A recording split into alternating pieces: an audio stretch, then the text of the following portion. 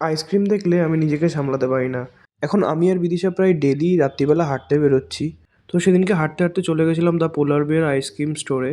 সেখানে গিয়ে দেখলাম প্রায় অনেক রকমের ফ্লেভার্স রয়েছে আর স্টোরের অ্যাম্বিয়েন্সটা বেশ সুন্দর। আমি এই ফার্স্ট পোলার বিয়ার আইসক্রিম খেলাম।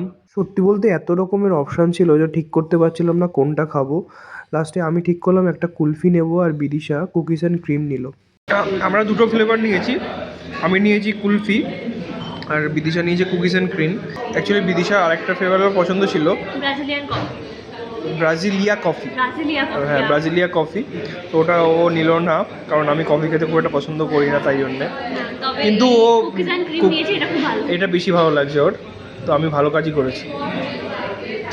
আমি জানি না পোলার বিয়ার ইন্ডিয়ার সব জায়গায় আছে কিনা, হয়তো থাকবে, কারণ এটা এদের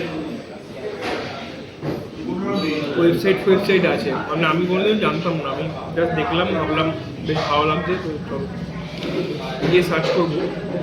আই থিঙ্ক পোলার বিয়ার সব জায়গায় আছে। Good, very good.